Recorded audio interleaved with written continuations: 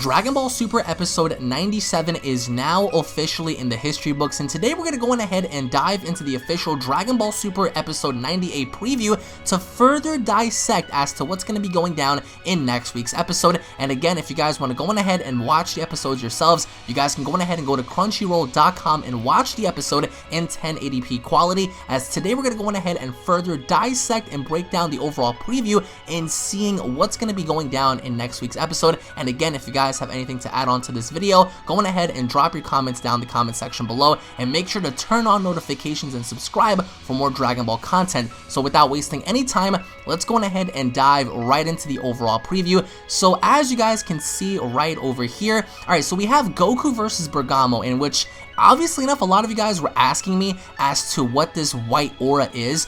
I don't think that this white aura seen by Goku is anything important. I do think that it's his overall key, but I don't think that Goku is going to be tapping into any sort of like power this early against Bergamo. And I think that this might be, if you guys have missed out my previous prediction video, I think this might be the end of Bergamo, because as you guys can see, Goku doesn't look like he's having a hard time at all in combating him. I do think that Bergamo is certainly going to be a very difficult opponent, but having to look at this, I don't think that Bergamo is going to be any sort of match for Son Goku, but the white aura around him does actually intrigue me. So I'm not entirely sure as to how strong he's going to be, but either way, let's go ahead and go further into this. I mean, we get to see Goku just like dominating him. I mean, there are certain shots here that look pretty cool, and in which I do want to, you know, dissect certain things. The Tournament of Power is chaos from the start, obviously enough. So let's go ahead and dive further into this.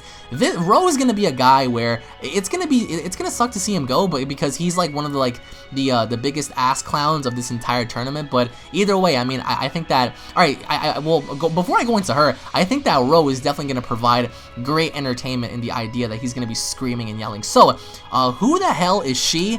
And, you know, why does she look like, you know, some sort of like Catwoman ripoff? I mean, she looks pretty cool in the fact that she has like those giant ass claws. Guys, look at her claws all the way on the lower right hand corner. Like, she has like these sharp ass Freddy Krueger like knife like claws. It looks pretty cool. Again, I think that she is fodder. I don't think that she's gonna make any sort of difference, I'm sorry to say, but who knows, maybe I might be wrong on this. Let's go ahead and see further here. Okay, so we have our boy Lavender. Look at his face, dude. Look at that face. That's the face of a mother who is proud to love their child. So as you guys can see, I don't know if there's drool going down his lips, but as you guys can see, based on his hands, he has that poison gimmick that he used against Gohan. So is he gonna poison somebody? Is he gonna like start breathing upon people? Who knows? But I think that it'll be pretty cool to see that, because as we saw before with Lavender, he does have a very unique ability in doing that. So let's go ahead and dive further into this to see what the heck he's doing.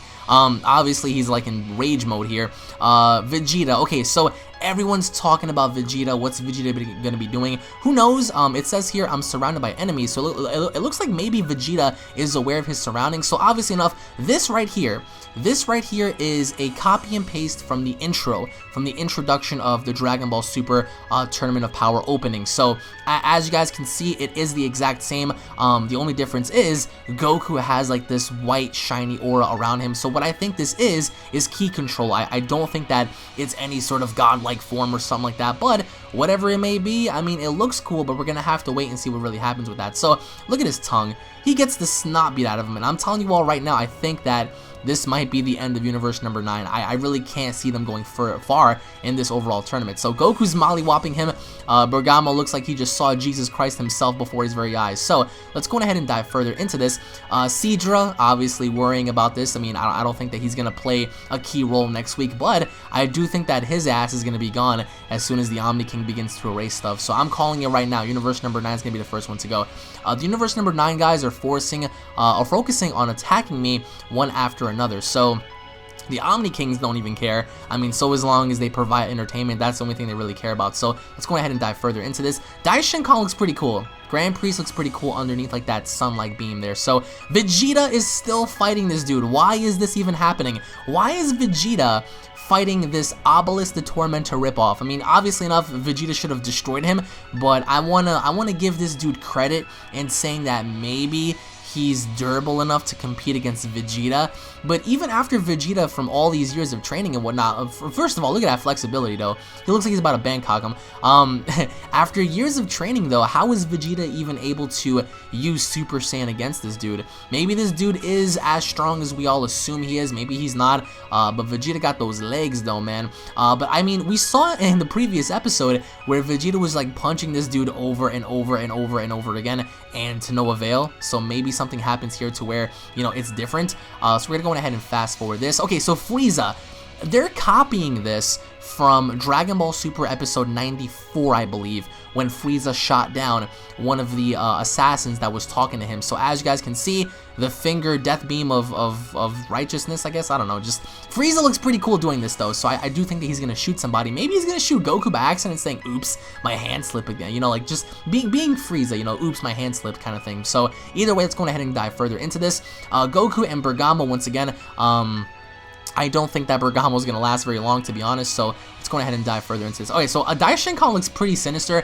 and no, I don't think Dai Shinkan has any sort of sinister plan to destroy Starbucks or something like that, so just don't jump the gun yet. I'm pretty sure that he's observing, and he's, you know, playing the part of the referee, so he looks pretty, this is like the best image I've seen from Dai Shinkan in quite some time, so let's go ahead and fast forward. Okay, so Goku and Bergamo are just throwing down, I mean, Titanic dancing on by the edge of the ring. So who knows? Maybe this is gonna be the last time we see, you know, Bergamo in the Tournament of Power. I mean, it wouldn't really disappoint me, but either way, just Goku and him are having the fight of their life. So Bergamo knocks this dude. Look at that. Just Bergamo just punches him. Bam. Right in the face. Look at Goku's face. His tongue is sticking out. Again, there is no significance here, and as you guys can see, the white ore is gone, so not much to look forward to there. But I mean, for Bergamo, it is what it is. Hopefully enough he becomes a giant, but either way, let's go ahead and fast forward. Okay, so they copied this scene. They copied this scene from the Zen exhibition match. Now, it is what it is. I mean, for those of you who like Ro, who dislike Ro, I mean, for him, for his character, it fits, but let's just see what happens later on. So Vegeta is saying, okay, so Goku's saying, okay, let's do this, Vegeta. Vegeta's a Super Saiyan. What I'm assuming he's gonna fight like that big-ass obelisk dude. Goku's charging in, which he looks pretty badass as well. Next time on Dragon Ball Super, the uncertainty, a universe's despair. Okay, so this is my favorite part over here. So what in the world is the Omni King pointing at? And he looks to be very, very intrigued.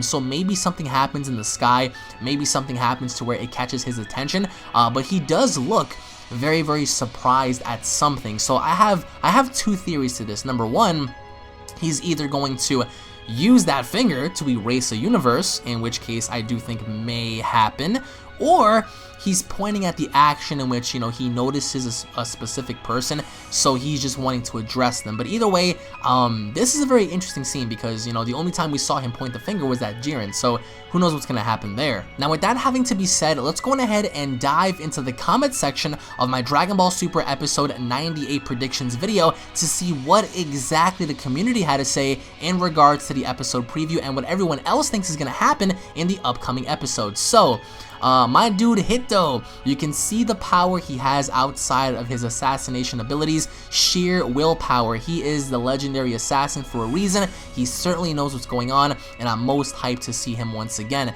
Dude, when I saw Hit appear and he stopped Nariyama from doing like that fidget spinner attack, that was like something really, really awesome that I definitely enjoyed. So yes, Hit is gonna be a problem. However, I don't know when it comes to Jiren, bro. That's going to be a totally different story. I think Goku went blue because more than anything he wanted to preserve his energy. Exactly, I mean that's what he told Beerus. And because he can control his energy much better in blue versus his Super Saiyan form, he went blue. Agreed, but I just feel as if since they're hyping up Super Saiyan next week, might as well just go Super Saiyan 1 just to break out of that. Are you telling me that Super Saiyan 1 couldn't break out of that? You know what I'm saying? Come on, Saiyans. Really, Zeno uses iPads was pointless. Please tell me they won't cross everyone that's eliminated. Well, pretty much on the God Pad, they're going to be crossing people out in what works for them, and I think that, generally speaking, I think having to look at the way they're presenting the Omni Kings with these God Pads, it's going to be pretty interesting to see what they're going to do. But either way, they're going to have to keep track of people, and this gives us a chance to actually learn more or less about the characters, but I digress from that. So, it was an okay episode. They will need to thin the crowd a lot before we get into more detailed battles, I agree. There were strong moments, but overall it was okay. If the story team doesn't have anything for people to do, I'd rather them just ignore these characters instead of putting in really standard bland 2-second scenes.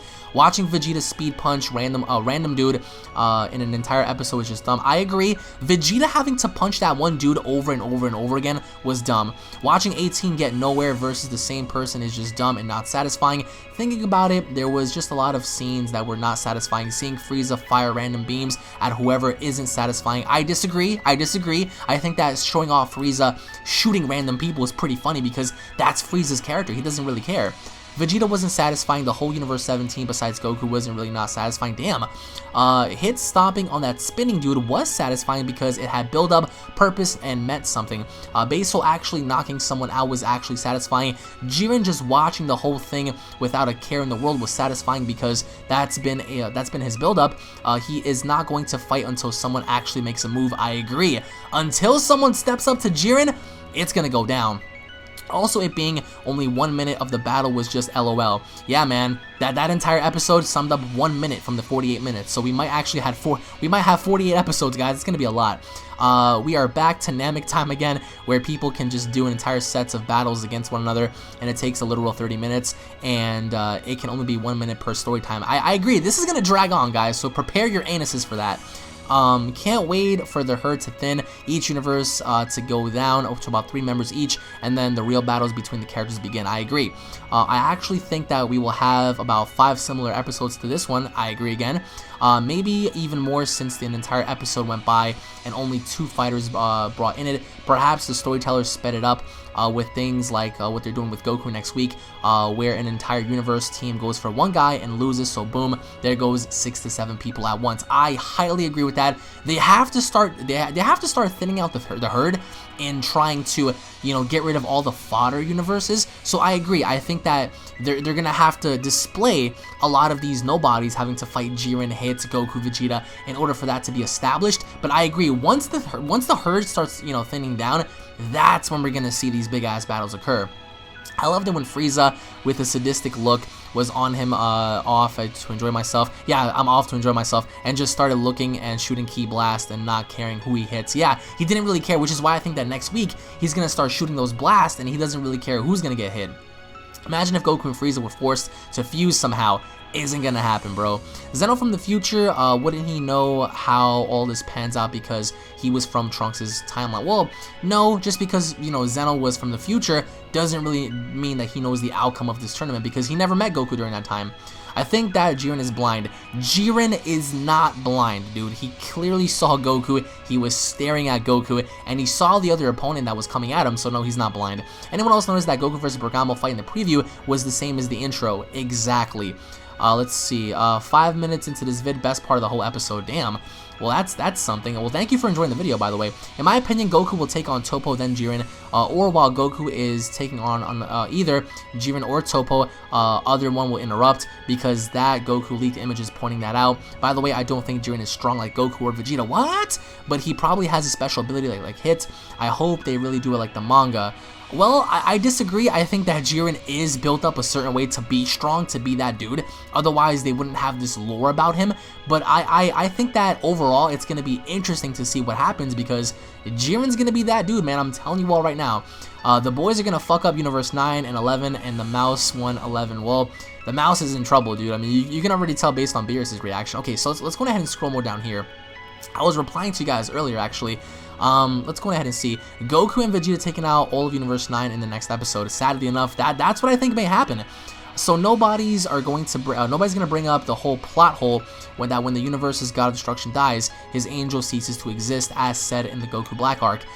That's not really a plot hole. I mean, it's a part of the story. I'm guessing it's because they're the Daishinkan's kids, so they don't want to get rid of them. I mean, they cease to function. It's not like they actually cease to exist. The gods get erased, but the angels live on. It's just the fact that they have no purpose or function until another god is given to them by the Omni King.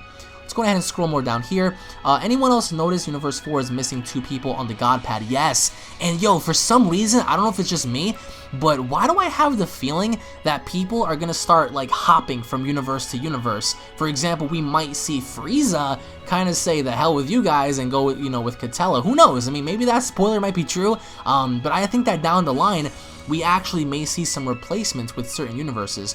What are the chances of both Frost and Frieza eliminate people from their universe to join universe number 4? See, I was just talking about that. There is nothing in the rules that say you cannot eliminate your own teammates. Yes, that is true. Or change the sides. Also, the Omni King is pointing at the God Pad, probably marking another eliminated fighter. I do agree. There is no rules that state you can't really betray your own team or switch universes. Actually, I think the Omni King would love that shit. So, who knows? That would be a cool twist, though. I'm not gonna lie. Gohan, guys, this is the plan. Stay together and don't attack anyone else alone. Alright, teamwork. Goku, okay, goes to Topo. Vegeta, good idea, goes away. Frieza, I'll keep that in mind. Goes nuts. Android 17 and 18 flies off. Gohan, really guys, Tien, don't worry, Gohan, we'll stick to the plan. I mean, these dudes held their own, man. Krillin, ha, we're all gonna fucking die. Well, pretty much, yeah, because I mean, Gohan, once he goes serious, it's bound to be crazy, because Gohan has not tapped into his power yet. So, you know, that's another credible unit for Universe 7 as well. I like when Frieza was like, I might go as well, have some fun. Yeah, he was having some fun. I mean, why not? He's been resurrected, so have some fun, dude. What are your thoughts on possibly of the possibility of Universe 6 winning the tournament? I actually would like it if it wasn't so obvious about Universe 7 winning and like everything. Well, actually, I don't know, and I don't want to agree that Universe 7 is going to win. I think that they are going to win without actually winning. So there is going to be a twist to this, in my opinion. But I think it'd be pretty cool to see Champa win, especially after Champa was like mocking Beerus and saying, you know, Beerus was like, hey, work as a team to not get thrown off. And Champa's like, hey, Universe 6, get them and throw them off. It's pretty funny. So, like your friend previously stated, if Universe 6 wins, Vados could convince Champa to wish back Universe number 7 with the Super Giant Dragon Balls. Then Goku can gather up all the Dragon Balls and wish for the other universes back. And that could be something. I would actually like Goku to be eliminated, and the last one standing is Vegeta versus Hit versus Jiren, and then Hit versus Jiren being the last ones with Hit winning. You see, that would be a cluster. See, not everybody's gonna agree with Vegeta versus Hit versus Jiren, because people want Goku. People want to see what Goku's gonna do, and for me, I wouldn't really mind it, but we're gonna have to wait and see to find out the overall direction. The tournament finally starts. Hell yeah, bro. I mean, finally. I predict that Jiren versus Goku fight is not the main event. I have a feeling that Goku will get knocked out even with his new possible form, and it will be Gohan who fights Jiren, and he is the one to unlock a new form. I believe if this did happen, Gohan would be Super Saiyan White. Where is everyone coming up with this Super Saiyan White stuff, guys? Gohan is not going to transform into Super Saiyan White. I don't know where you guys are getting this from. I mean, this whole fan theory thing is just wacky, but he ain't transforming into no Super Saiyan White, man. It made perfect sense for Goku to go Super Saiyan Blue for that fighter. Goku was punching him in the face, base form, and it was having no effect on the fighter, and Goku is far from weak in his base form. I agree. And Goku going Super Saiyan would not have been able to blast that fighter off the platform. Even Super Saiyan 2 would have done it, bro. You know what I'm saying? Like, Super Saiyan Blue, I think, came in way too early. He would have been able to break out of the hold going Super Saiyan, but he would have to kick and punch to get out. But Goku wanted to blast him out of the ring without lifting a finger, a psychological move. Plus, these are stronger fighters from all the universes, so why are you taking them so lightly? I'm not saying that they're all supposed to be these amazingly brilliant fighters, but I do think that there are some fighters that are fodder, that are just absolute trash. So, you know, you can't have every fighter be god level, you know what I'm saying? So, like, for this dude, I didn't really consider him to be like a freaking legitimate threat, because just look at him, dude. He didn't look imposing at all. He was just gonna grab Goku and sacrifice himself, so not much to that. Kale is gonna shine. Oh boy, yes she is, dude. The legend says that Vegeta is still fighting one guy. Yeah, by the time we go back to that same episode, he's still going to be swinging at one dude. I'm really starting to think that people are just like strong characters. I remember people saying how weak the the Dangers, and wow, the guy Goku was fighting didn't even get beat, so I don't know what you mean by what you said he's soul. Bro, I'm not understanding your comments, so I really hope like you improve your grammar there. The present androids never work together. Those are only the future androids. Still, man, I mean, having to see them function together to fight off some people would be pretty cool as well. They're building up the feelings for Universe number 9 before they get destroyed. Absolutely. Desperation hasn't set in for any universe, but it's coming. It's coming. It's gonna come. It's gonna come in the form of Universe 9 having to be taken out first. Mark my words, guys. Outro makes it seem like Goku and Gohan versus Toppo and Jiren and the mouse guy in the finale. I disagree. I don't think that it's gonna be Goku and Gohan in the finale. I mean, it would be pretty cool to have father and son like in the final acts of the Tournament of Power, but just because, I mean, first of all, I don't like the outro. The music, at least, the music sucked. I definitely like Boogie Back more, but it is what it is. But I don't think it's going to be Goku and Gohan versus Jiren and Toppo in the end. Who knows, maybe the Mouse God may be, you know, the final act of the overall show, but we're going to have to wait and see for that. But once again, guys, I want to know your thoughts down in the comment section below. What are your overall expectations for the Tournament of Power? What are your overall thoughts on what you guys saw based on the preview? Thank you all for watching, guys. As always, if you guys enjoyed, be sure to go on ahead and slap a like on the video. If you guys are new to the channel, don't forget to hit that subscribe button for all the latest in Dragon Ball news, information, and updates. Tune back in for more. I mean, so far, guys, go to crunchyroll.com to watch the episode because there is so much more coming, and I cannot wait to see what's going to happen. It pertains to specific characters, which is why I want to know your thoughts down below. Thank you all for watching, guys, as always, and I'll be seeing you all in the next episode. Take it easy, everybody. Peace.